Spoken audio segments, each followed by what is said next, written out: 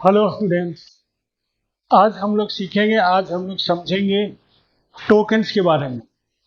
इसके प्रीवियस वाले क्लास में हम समझे थे लैंग्वेज के बारे में, सी प्लस प्लस के बारे में। तो सी प्लस प्लस के बारे में, सी प्लस प्लस को कैसे हम पढ़ेंगे, कैसे समझेंगे, पढ़ने का क्या स्टेप्स होगा, इस तरह की चीज़ों को हम लोग समझेंगे। क्योंकि सी प्लस प्लस भी एक लैंग्वेज है, तो उसको भी हम लोग लैंग्वेज की तरह ही ट्रीट करेंगे, लैंग्वेज की तरह ही हम उसको सीखेंगे। तो आज हम लोगों का रिसर्च रहेगा कि लैंग्वेज में ही जैसे कैरेक्टर्स, सबसे पहले इसके कैरेक्टर्स को पढ़ा जाता है। अंग्रेजी की बात करते हैं तो इसके अल्फ़ाबेट्स को पढ़े जाते हैं, फिर वो मिल करके जो वर्ड बनता है। तो आज हम लोग उस वर्ड के बारे में ही डिस्कस करेंगे। वर्ड्स मतलब शब्द, मतलब टोकन्स। तो आज इस टोकन के बारे में पढ़ेंगे जिसको कि कंप्यूटर के लैंग्वेज में बोला जाता है। जैसे अंग्रेजी में वर्ड हो गया, उसी तरह से हिंदी में शब्द हो गया। तो कंप्यूटर के लैंग्वेज में उसी चीज़ को हम लोग रिप्रेजेंट करते हैं, समझते हैं टोकन के रूप में। ठीक, तो आज इस टोकन के बारे में डिस्कस करेंगे। जैसे अंग्रेजी में अगर हम मान लेते हैं कि लिखते हैं, इस तरह से लिख रहे हैं, दिस इज ए बॉय, और इसके बाद फुल स्टॉप। जब हम एक सेंटेंस को लिखते हैं जिसको कि हम लोग कंप्यूटर की भाषा में एक स्टेटमेंट बोलेंगे, लेकिन यहाँ इंग्लिश की भाषा है, इंग्लिश का ठीक है वाक्य है, तो इसको हम लोग एक सेंटेंस बोलेंगे। लेकिन इस सेंटेंस में जितने भी हम लोग ये सारे चीज देख रहे हैं, इंडिविजुअल स्मॉल यूनिट जो देख रहे हैं, तो ये सब के सब वर्ड्स कहलाते हैं। ये सब वर्ड्स हो गए, ठीक। मगर ये सब जो वर्ड है, इसका भी अपना एक ग्रामेटिकल नाम, ठीक। जब इस तरह से समझेंगे कि जैसे दिस, ये प्रोनाउन हो गया, ये एक्सिलरी वर्ब हो गया, ये आर्टिकल हो गया, ये नाउन हो गया, और ये आपका हो गया जिसको कि आप बोलेंगे जैसे कि कॉमा होता है, फुल स्टॉप होता है, ये सब पंक्चुएटर्स में आता है। तो ये पंक्चुएटर्स हो गए। तो इतने सारे एक स्टेटमेंट में जो वर्ड लिखे गए हैं, वो सब के सब का अपना कुछ न कुछ ग्रामेटिकल नाम होता है। जब इसी तरह से अगर हम कंप्यूटर में लिखेंगे या कंप्यूटर की किसी लैंग्वेज की भाषा में अगर हम इस तरह से लिखते हैं, ठीक है, सैलरी इक्वल टू 10,000 ऐसे, ठीक, सेमीकोलन लगा दिए। सी प्लस प्लस की भाषा में लिख रहे हैं, सी की भाषा भी हो सकती है ये। तो इस तरह से हम एक सेंटेंस लिख रहे हैं जिसको कि कंप्यूटर की भाषा में एक इंस्ट्रक्शन या एक स्टेटमेंट बोलेंगे, दोनों बिल्कुल सेम ही। तो यहाँ पर भी जो अलग अलग जो वर्ड देख रहे हैं, ये अलग अलग यहाँ पे जो वर्ड हो वो टोकन कहलाएंगे। तो ये सारे के सारे आपके हो गए टोकन, ये और ये टोकन हो गए। ऊपर में ये सारे चीज वर्ड्स हो गए और ये सारे टोकन हो गए। मगर ये सारे जो टोकन हम लोग जो देख रहे हैं, इनका भी कंप्यूटर के लैंग्वेज में अपना कुछ ग्रामेटिकल नाम होना चाहिए, और है भी। जैसे कि अंग्रेजी में ये सारे वर्ड्स जो देख रहे हैं, इसका अपना एक ग्रामेटिकल नाम हुआ, उसी तरह से इसका भी अपना कुछ न कुछ ग्रामेटिकल नाम होगा इस लैंग्वेज के अनुसार। तो यहाँ पर इसको देखेंगे तो ये हो गया आपका वेरिएबल हो गया, ये हो गया ऑपरेटर, ये हो गया वैल्यू, वैल्यू का मतलब हो गया डाटा, डाटा का मतलब हो गया कि ये हो गया कांस्टेंट, और ये हो गया पंक्चुएटर।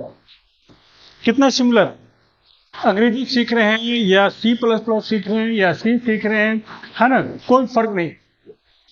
सबको बिल्कुल, दोनों को कहीं कि बिल्कुल सेम मेथड के थ्रू ही सीखना है, और इसी चीज को हम लोग को समझना है, और इसी पे हम लोग आज के क्लास में रिसर्च के थ्रू और ढेर सारी बातें हम लोग समझेंगे। इसलिए जो चीजें हम लोग पढ़ रहे हैं, अगर वो सारे के सारी बातें स्टेप बाय स्टेप अगर सही ढंग से दिमाग में अगर बैठता चला जाता है तो हम उस चीज को जिंदगी भर नहीं भूल पाएंगे। तो देखिए, ये सब अलग अलग टोकन्स का कंप्यूटर में कहिए या लैंग्वेज में कहिए या C++ में कहिए, अलग अलग तरह के ग्रामेटिकल नाम होंगे। जैसे ये वेरिएबल कहलाएगा, ये ऑपरेटर कहलाएगा, और ये आपका कॉन्स्टेंट हो गया, और ये हो गया आपका पंक्चुएटर। तो इसी तरह से जब हम टोकन्स की बात करेंगे तो जनरली टोकन्स को 5 वर्गों में रखा गया, या कहिए कि टोकन 5 प्रकार के होते हैं। C++ में भी टोकन्स 5 प्रकार के होते हैं, C में भी टोकन्स। तो जनरली मैक्सिमम लैंग्वेज में जो हम शब्द की बात करते हैं, हर लैंग्वेज को जब पढ़ेंगे तो हर लैंग्वेज में हम लोगों को कैरेक्टर्स इस्तेमाल करना पड़ता है, शब्द इस्तेमाल करना पड़ता है, सेंटेंस इस्तेमाल करना पड़ता है। तो इस तरह से जब हम C++ की बात करेंगे तो यहाँ पर भी जो शब्द होंगे उनके भी 5 कैटेगरी बनाए गए, मतलब टोकन्स का। तो टोकन्स का सबसे पहले डिफिनीशन क्या होगा, या शब्द का या वर्ड का डिफिनीशन क्या होना चाहिए। तो एक सेंटेंस में, ठीक है, या एक पैराग्राफ में, एक सेंटेंस में जो सबसे छोटा, या कहिए कि जो इंडिविजुअल स्मॉल, जो छोटा छोटा इंडिविजुअल यूनिट होते हैं, उसी को आप वर्ड बोल सकते हैं। ठीक है, किसी भी सेंटेंस में स्मॉल इंडिविजुअल यूनिट जो होंगे उसी को हम लोग, ठीक है, वर्ड बोल सकते हैं या बोलेंगे। जस्ट उसी तरह से किसी स्टेटमेंट में या किसी प्रोग्राम में जो स्मॉल छोटे छोटे जो यूनिट होंगे उसको हम लोग यहाँ पर कंप्यूटर की भाषा में उसको टोकन समझेंगे। तो टोकन क्या होगा, तो टोकन को इस तरह से डिफाइन कर सकते हैं कि it is a small individual unit of A statement और प्रोग्राम। क्लियर। जस्ट उसी तरह से जैसे कि इसका डिफिनीशन अंग्रेजी में बना है, जस्ट उसी तरह से उसी डिफिनीशन को हम लोग कंप्यूटर में टोकन के लिए इस्तेमाल करेंगे। जैसे शब्द को भी आप इसी तरह से डिफाइन कर सकते हैं कि शब्द क्या हो सकता है, शब्द किसे हम कह सकते हैं। ठीक है, तो किसी भी वाक्य के जो छोटे छोटे इंडिविजुअल यूनिट होते हैं, ठीक है, उसको हम लोग शब्द बोल सकते हैं। ठीक, तो इसी तरह से ये हो गया टोकन्स का डेफिनेशन कि टोकन्स क्या हो गया। फिर से एक बार हम लोग समझते हैं कि टोकन क्या है। तो token is a small individual unit of A statement और इंस्ट्रक्शन और प्रोग्राम। तो ये हो गया आपका टोकन। टोकन को जनरली 5 वर्गों में रखा गया है, या 5 वर्गों में बांटा गया है, या 5 प्रकार के ये होते हैं, या हम 5 प्रकार से देखेंगे इसको कि जो भी हम लोग वर्ड इस्तेमाल करेंगे, जो कैरेक्टर्स, डिफरेंट कैरेक्टर्स को मिल करके जो वर्ड बनेगा, उस वर्ड का जब हम लोग इस्तेमाल करेंगे कंप्यूटर में, ठीक है, प्रोग्रामिंग में, कंप्यूटर के प्रोग्रामिंग में, तो उन सब वर्ड्स को हम लोग ग्रामेटिकल अलग अलग ग्रुप में पहचानेंगे, अलग अलग नाम द्वारा जानेंगे, अलग अलग उसका ग्रामेटिकल मीनिंग समझेंगे। तो वो जो अलग अलग जो हम उसको डिवाइड करेंगे अलग अलग ग्रुप में, तो वो होता है 5 प्रकार का। जैसे अभी अभी हम लोग अंग्रेजी में भी देखे कि ये जो डिफरेंट वर्ड्स होते हैं, ये भी डिफरेंट वर्ड्स को आप अंग्रेजी लैंग्वेज में अलग अलग ढंग से, अलग अलग ग्रुप में, अलग अलग टाइप से पढ़ते हैं। जैसे कुछ वर्ड्स होंगे, जो भी एक सेंटेंस लिखेंगे उसमें कुछ वर्ड्स नाउन के अंतर्गत आएंगे, कुछ प्रोनाउन के अंतर्गत आएंगे, कुछ वर्ब हो सकते हैं, कुछ एक्जुलरी वर्ब हो सकते हैं, कुछ आपके आर्टिकल हो सकते हैं। तो इस तरह से जो वर्ड हम लोग अंग्रेजी में इस्तेमाल करते हैं वो वर्ड अलग अलग, ठीक है, ग्रामेटिकल फॉर्म में होता है, या कहिए कि उनका अलग अलग ग्रामेटिकल नाम होता है। तो अंग्रेजी में तो ढेर सारे, ठीक है, ग्रामेटिकल नाम वाले आप वर्ड्स को देखते हैं, ठीक। मगर कंप्यूटर में, कंप्यूटर के प्रोग्रामिंग में जब हम एक सेंटेंस का इस्तेमाल करते हैं, एक स्टेटमेंट का इस्तेमाल करते हैं, तो उसमें जो वर्ड हम लोगों को मिलते हैं वो सारे वर्ड्स को, मैक्सिमम वर्ड्स को अलग अलग कैटेगरी में जो बांटा गया है, ठीक है, तो उसमें 5 कैटेगरी जनरली इस्तेमाल किए जाते हैं, ठीक है, उन पर हम लोग आज डिस्कस करेंगे। तो टोकन्स का जो आप वर्ड का जो आप डिफरेंट के टाइप्स के रूप में जो देखेंगे, तो उसमें पहला आ जाता है आपका कीवर्ड्स। सबसे पहले जो डिफरेंट टाइप के एक सेंटेंस में या एक स्टेटमेंट में या एक इंस्ट्रक्शन में जो डिफरेंट टाइप के वर्ड्स मिलेंगे, उसमें हो सकता है कि कोई कीवर्ड, तो पहला कीवर्ड हो जाता है। दूसरा में हो सकता है कि वो आइडेंटिफायर हो, ऐसे हो सकता है कि वो आइडेंटिफायर हो, जो हम लोग इस तरह का सेंटेंस जो कंप्यूटर के प्रोग्रामिंग लैंग्वेज में बनाएंगे, ठीक है, उसमें हो सकता है कि उसमें कुछ ऐसे हो, क्या है, आइडेंटिफायर्स के बाद कुछ कांस्टेंट हो सकते हैं, हो सकता है कि ऑपरेटर्स हो सकता है, ठीक है, या फिर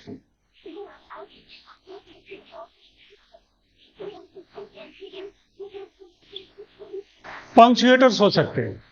तो इस तरह से इस एक सेंटेंस में, एक स्टेटमेंट में, एक इंस्ट्रक्शन में जो हम वर्ड इस्तेमाल करेंगे जिसको कि टोकन कहते हैं, वो टोकन या तो, ठीक है, कीवर्ड्स होंगे, उसमें जो वर्ड्स होगा वो, या तो आइडेंटिफायर्स होंगे, ठीक है, आइडेंटिफायर्स होंगे, ठीक, या फिर कांस्टेंट्स होंगे, या फिर ऑपरेटर्स होंगे, या फिर पंक्चुएटर्स होंगे, ठीक।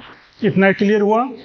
कहने का मतलब है कि जो हम एक सेंटेंस बनाएंगे, एक सेंटेंस में जो डिफरेंट वर्ड होंगे, उन सब वर्ड्स में, ठीक है, उन सब वर्ड्स का जो ग्रामेटिकल नाम होगा वो इस 5 कैटेगरी में कोई ना कोई कैटेगरी होगा। क्लियर? तो इसमें सबसे पहले समझा जाता है, सबसे पहले हम लोग देखते हैं कीवर्ड्स के बारे में। कीवर्ड्स का मतलब क्या हुआ, सबसे पहले ये समझें। तो कंप्यूटर के हर लैंग्वेज में कुछ स्पेशल वर्ड्स बनाए गए, जिनका ऑपरेशन, जिनका मीनिंग, जिनका काम पहले से कंप्यूटर में डिफाइन, तो वो कहलाएंगे कीवर्ड्स। पहले से कंप्यूटर में डिफाइन है, इसका मतलब क्या हुआ? इसका मतलब ये हुआ कि जब हम लैंग्वेज सॉफ्टवेयर इस्तेमाल करते हैं, लैंग्वेज सॉफ्टवेयर का मतलब क्या हुआ? इसका मतलब ये हुआ कि अगर हम C++,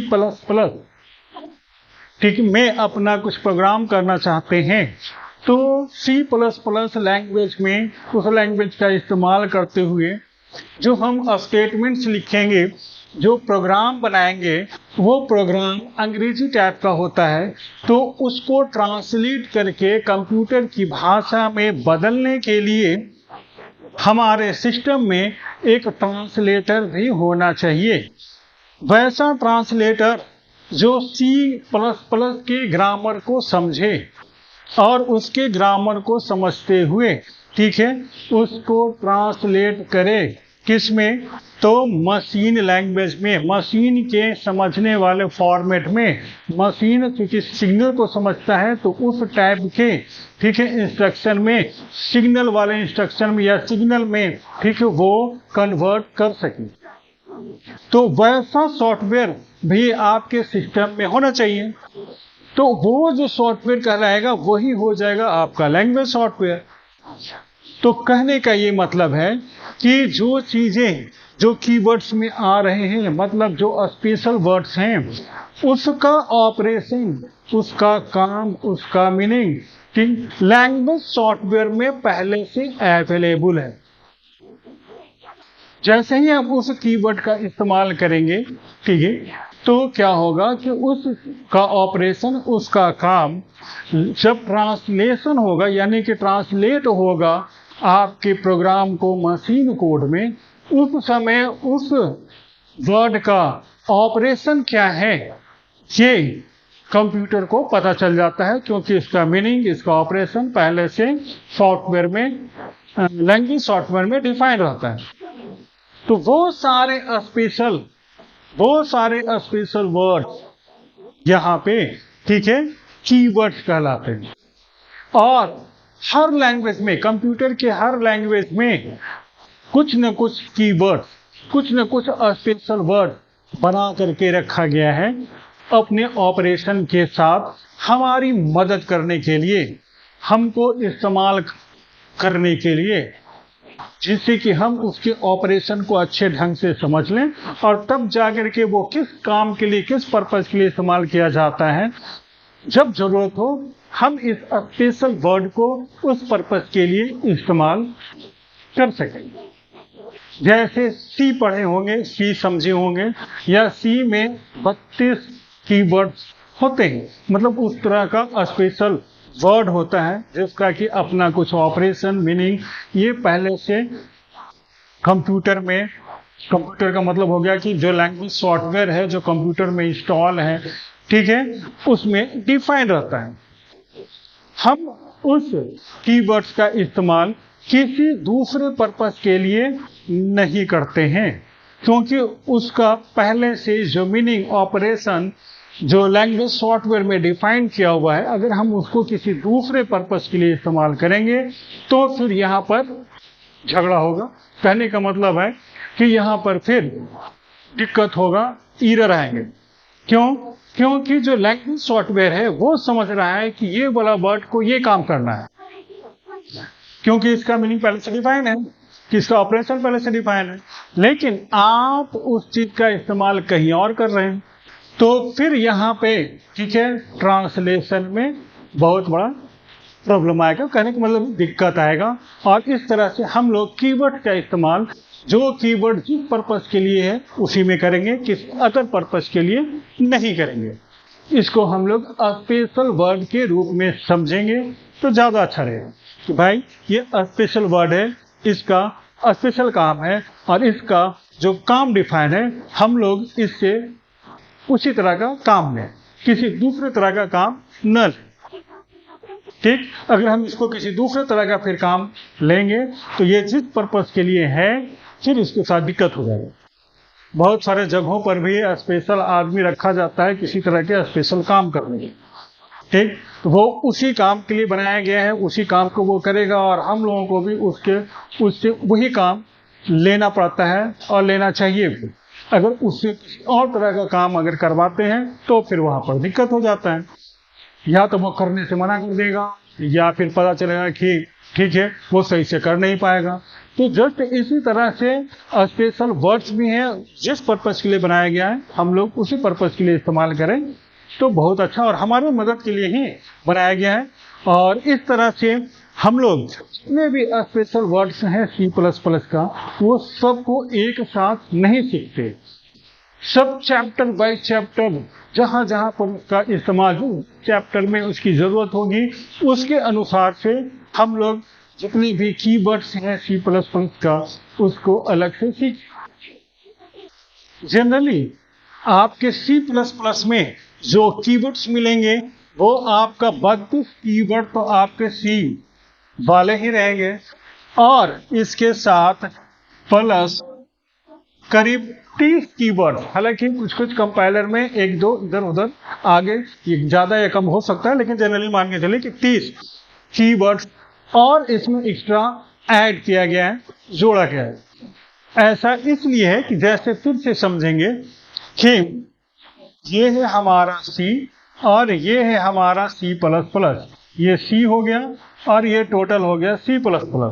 तो चूंकि इतना तो C ही है, इसलिए C के अंतर्गत जितने भी कीवर्ड्स आएंगे वो तो इतना पढ़ाना ही है, वो तो इसमें अवेलेबल है ही, लेकिन इसके अलावा ऑब्जेक्ट ओरिएंटेड का कंसेप्ट जो इतना जो भरा गया है, इस ऑब्जेक्ट ओरिएंटेड कंसेप्ट में जो नए नए कीवर्ड्स जो लाए गए हैं वो अलग से इतना जो है उसको भी आपको पढ़ना है, वो भी आपको C++ लैंग्वेज में पढ़ने होंगे।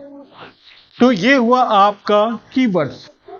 हमें उम्मीद है कि कीवर्ड से रिलेटेड जितने कंफ्यूजन होंगे दूर हो गए होंगे। तो C++ में C का कीवर्ड प्लस एडिशनल जो सी प्लस प्लस का कीवर्ड है, दोनों को मिला करके हम लोग देखेंगे, क्योंकि ये लैंग्वेज जो सी प्लस प्लस है कोई नया लैंग्वेज नहीं है, बल्कि सी का ही एक्सटेंडेड वर्जन है। सी को ही एक बृहत रूप से बनाया गया ऑब्जेक्ट ओरिएंटेड के साथ, ठीक है, जो बनाया गया एक लैंग्वेज मान सकते हैं। इसके पढ़ने के भी जो तरीके हैं वो इस तरह से समझ सकते हैं कि जैसे ये सी हो गया और यहाँ से लेके यहाँ तक जो हम लोगों को पढ़ना है सी प्लस प्लस में, तो ये वाला जो एरिया देख रहे हैं ये हो गया सी का एरिया, जिसमें कि सारा का सारा कुछ सी से रिलेटेड कीवर्ड से लेकर के उसके जो अपने रूल्स रेगुलेशंस हैं वो सब इतना तक में आ जाते हैं।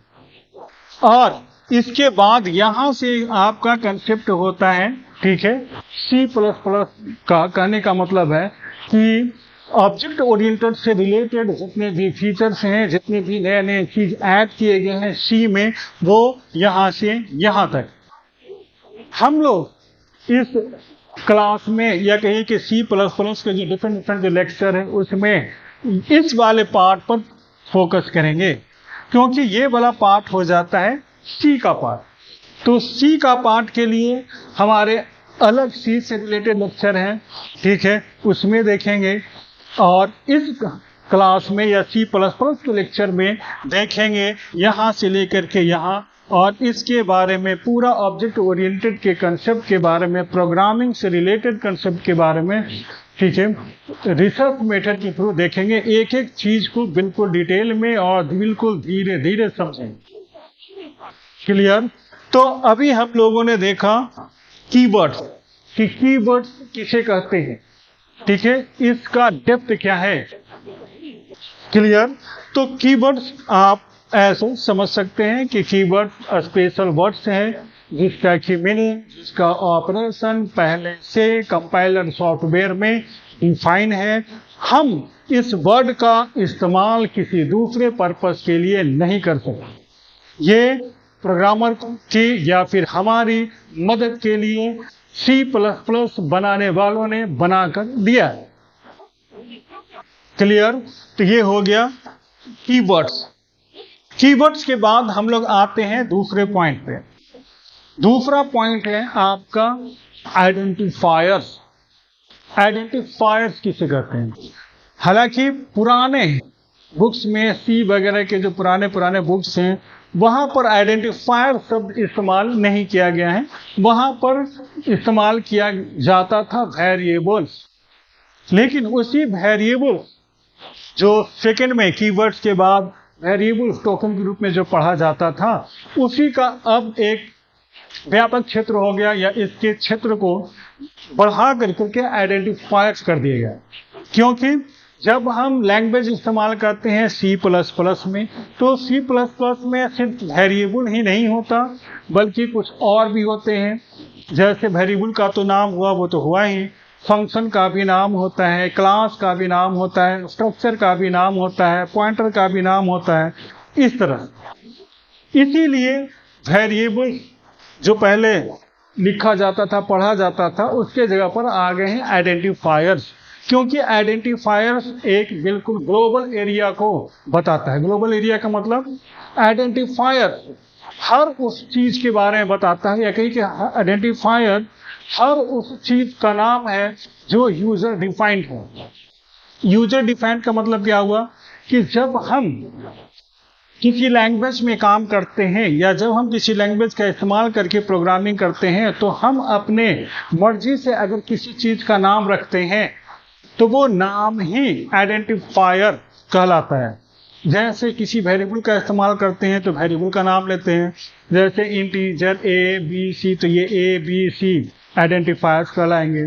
फंक्शन बनाते हैं तो उस फंक्शन का कुछ नाम रखते हैं, सम, एवरेज, कैलकुलेट, इस तरह से, तो वो नाम हो गया आइडेंटिफायर। इसके बाद अगर आप सी की बात करें तो स्ट्रक्चर बनाते हैं, तो स्ट्रक्चर का एक नाम लेते हैं, वो भी हम अपने मर्जी से रखते हैं, अपनी सुविधा के अनुसार से रखते हैं, वो आइडेंटिफायर हो गया।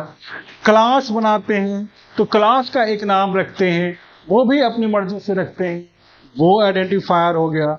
इसी तरह से ठीक है, जो भी ऑब्जेक्ट जैसे हुआ तो ऑब्जेक्ट का एक नाम रखेंगे अपने प्रोग्राम की सुविधा के अनुसार से, ठीक। तो वो नाम मेरी मर्जी पर निर्भर करता है, तो इसी वजह से वो भी आइडेंटिफायर्स भी कहलाएगा।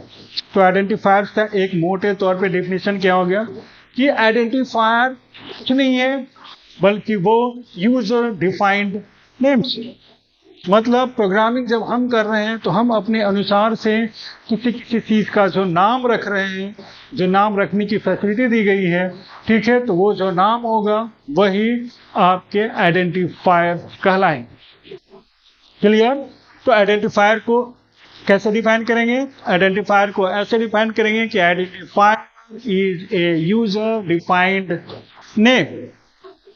अब यूजर डिफाइंड नेम वो किसी भी चीज का हो सकता है ना।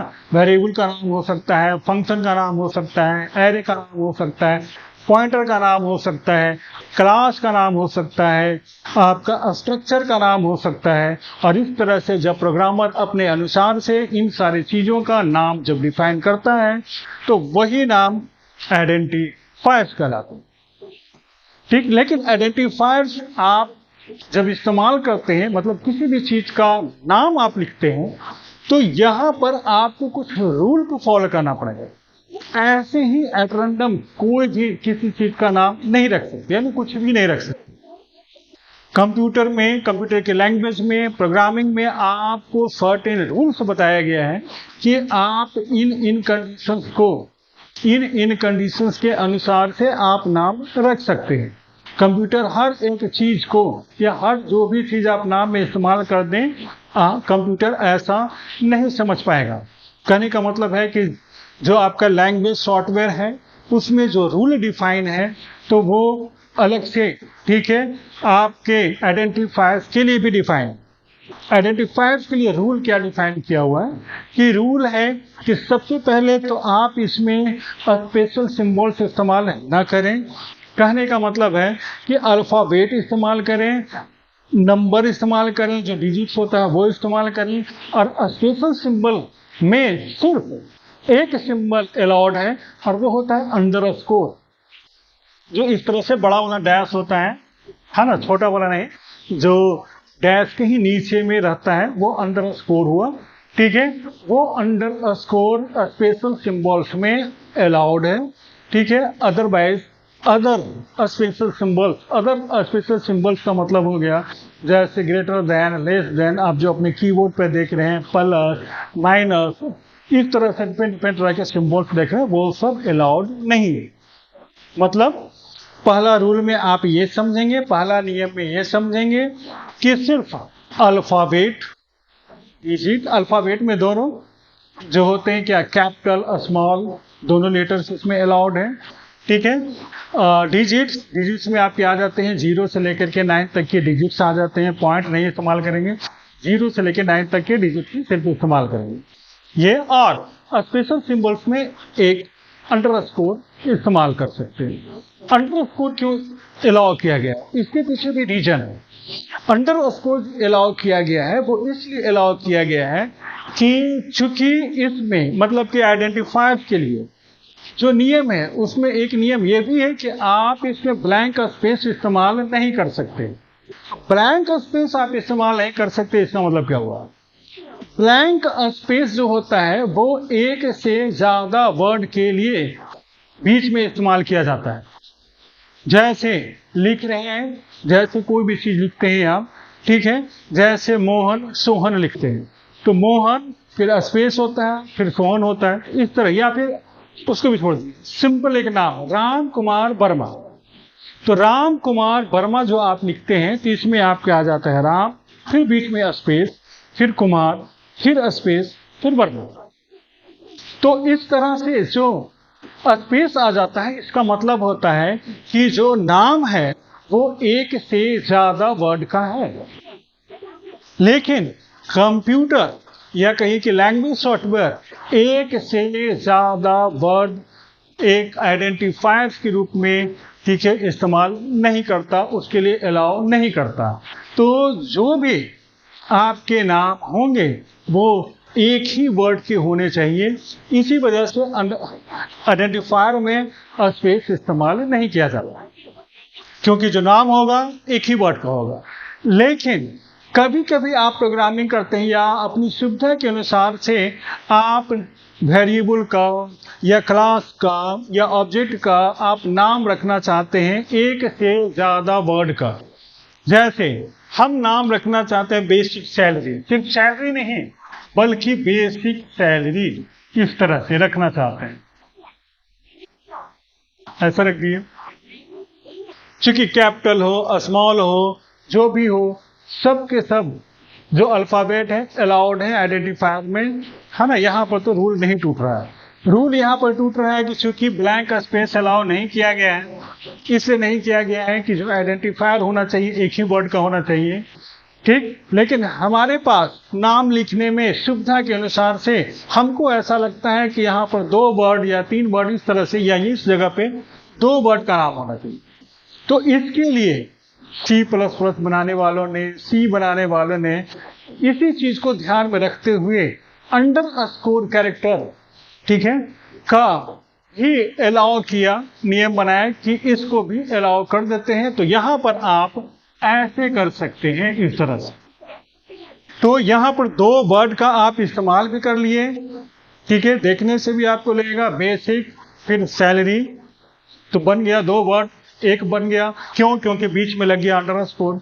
इस तरह से, ठीक है, अंडरस्कोर का अगर आप इस्तेमाल कर लेते हैं तो आपका 2, 3, 4 वर्ड इतने बड़े नाम भी आप इस्तेमाल कर सकते हैं सही ढंग से अपने रिक्वायरमेंट के अनुसार, और कंप्यूटर को भी दिक्कत नहीं होगा। क्यों?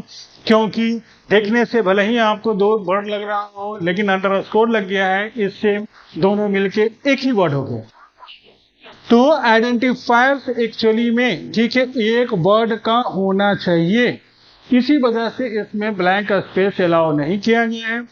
और अगर 2 या 2 से ज़्यादा वर्ड का इस्तेमाल करना चाहते हैं तो C++ बनाने वालों ने आपके पास एक ऑप्शन दिया है कि आप वहां पर अंडरस्कोर इस्तेमाल करें। इस तरह से अंडरस्कोर, ठीक है, एक स्पेशल सिंबल का जो कैरेक्टर हुआ उसको आइडेंटिफायर्स में इस्तेमाल करने के लिए अलाउ किया गया। क्लियर? तो आप ये समझ गए कि किस तरह से हम लोग अंडरस्कोर का भी इस्तेमाल करते हैं। हालांकि C++ में बहुत सारे सिस्टम वेरिएबल्स होते हैं, ठीक है, उसके लिए भी, ठीक है, इस्तेमाल किया गया है। उसका फर्स्ट लेटर इस तरह से, फर्स्ट लेटर की, है ना, इस तरह से फर्स्ट लेटर के रूप में अंडरस्कोर इस्तेमाल किया गया है पहचानने के लिए, या कहीं कि एक जनरल वेरिएबल और कुछ सिस्टम वेरिएबल, इस तरह से दोनों को डिफरेंशिएट करने के लिए कुछ ऐसा इस्तेमाल किया गया है। आप भी इस तरह से कर सकते हैं। हालांकि जनरल नियम ये है कि जो वेरिएबल्स होंगे या आइडेंटिफायर्स होंगे, सेकंड रूल में, पहला रूल तो हो गया कि कौन कौन से कैरेक्टर्स इस्तेमाल कर सकते हैं। दूसरे रूल में आया कि जो फर्स्ट कैरेक्टर होगा या फर्स्ट लेटर होगा वो अवश्य ही, ठीक है, अल्फाबेट्स होना चाहिए, ठीक है। अंडरस्कोर भी ले सकते हैं, लेकिन अंडरस्कोर कम लेंगे और सिस्टम से रिलेटेड वेरिएबल्स वगैरह को बनाने के लिए लेंगे, कुछ डिफरेंशिएट करने के लिए कि ये वेरिएबल अलग है, स्पेशल है, और ये वेरिएबल आपका जनरल वेरिएबल है। उसके लिए आप अंडरस्कोर से स्टार्ट कर सकते हैं। ग्रामर के अनुसार दोनों सही है, अल्फाबेट या अंडरस्कोर। लेकिन इसके अलावा जो डिजिट, जो आपका तीसरा कैरेक्टर है, ठीक है, डिजिट का 0 से लेकर 9 तक का जो भी आप आइडेंटिफायर्स में इस्तेमाल करते हैं, उसको कभी भी पहला लेटर के रूप में, पहला कैरेक्टर के रूप में इस्तेमाल नहीं करेंगे। कहने का मतलब है कि आप ऐसे लिख सकते हैं, ठीक है, सैलरी 2 कर सकते हैं, लेकिन आप ऐसे नहीं कर सकते, ठीक है। डिजिट से आप इस्तेमाल, डिजिट से आप स्टार्ट नहीं कर सकते किसी भी आइडेंटिफायर्स को या यूजर डिफाइंड नेम को। जब भी स्टार्ट करेंगे तो अल्फाबेट से हैं या फिर अंडरस्कोर से। तो ये हो गया दूसरा नेम। तीसरा नियम इसका ये है कि जब भी आइडेंटिफायर्स इस्तेमाल करें यूजर डिफाइंड नेम, उसमें इस कीवर्ड का जो स्पेशल वर्ड्स हैं, ठीक है, उसमें से किसी एक का भी इस्तेमाल नहीं करें, क्योंकि वो किसी और पर्पस के लिए बनाया गया है। जैसे अगर आप सी जानते होंगे, पढ़े होंगे, तो उसमें इंट होता है, फ्लोट होता है, फॉर होता है, वाइल होता है। हालांकि ये सब चीज़ें यहाँ भी हैं, C++ में भी हैं। तो ये सब जो स्पेशल वर्ड्स हैं, कीवर्ड्स हैं, उसका इस्तेमाल कभी भी आइडेंटिफायर्स के रूप में नहीं कर सकते, क्योंकि अगर करेंगे एरर आएगा, कंप्यूटर कंफ्यूज करेगा कि इसका काम तो कुछ और है, करवा कुछ और रहे हैं, एरर आएगा। इसी वजह से आइडेंटिफायर्स में, ठीक है, आप जो भी, ठीक है, स्पेशल वर्ड्स हैं उसका इस्तेमाल ना करें। तो ये हो गया आपका कुछ रूल्स, जिसको कि हम लोग आइडेंटिफायर्स के रूप में, ठीक है, फॉलो करेंगे, जिसको कि हम लोग ध्यान रखेंगे कि ऐसे ही कुछ भी आप आइडेंटिफायर्स के रूप में नाम नहीं रख सकते, बल्कि अपने, ठीक है, जो रूल्स हैं या C++ के रूल्स जो आपने पढ़ा है, उस रूल्स को फॉलो करते हुए इस्तेमाल करना चाहिए। क्लियर? तो ये थे आपके आइडेंटिफायर्स। आज के लेक्चर में, ठीक है, इतना ही रहने देते हैं। इसके बाद इससे रिलेटेड और आगे टॉपिक पे हम लोग रिसर्च करेंगे, समझेंगे एक छोटे से छोटे बेसिक पॉइंट्स को, जिससे कि हमको C++ के सारे रहस्य समझ में आए या किसी लैंग्वेज के अंदर की डेप्थ को समझ पाए। Thank you.